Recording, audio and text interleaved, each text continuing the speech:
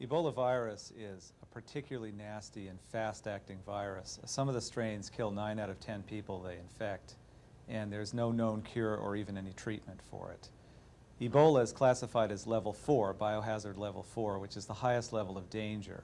And when you die of Ebola virus, basically you can have what amounts to a biological meltdown. It takes about 10 to 14 days. And in the end, you go through this final phase known as the crash and bleed out, when you go into shock, and then you can lose all of the blood in your body. It simply comes running out of all the orifices of the body.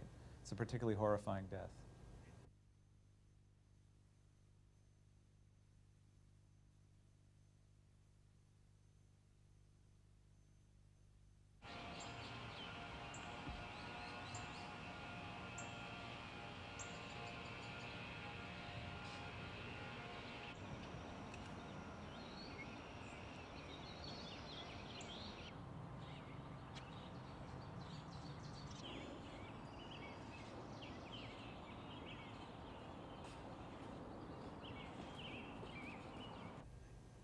Well, the Ebola arrest and crisis was very scary at the time it happened.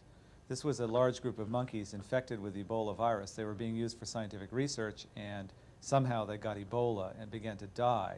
And there was huge concern in the United States that the virus was going to jump species, get out of the monkeys and into the human population of Washington. So the United States Army got involved and moved in on that building with troops, and they were wearing spacesuits. They went inside the building wearing this full biohazard gear and sterilized it. In the meanwhile, there was real concern that the virus was going to get out of the building.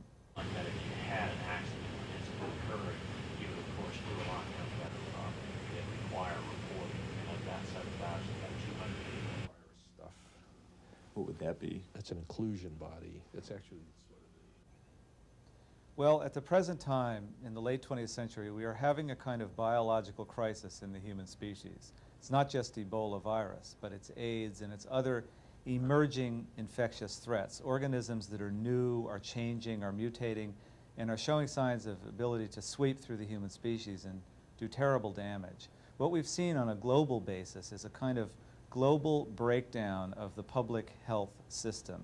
We simply don't have the kinds of protections in place that we need.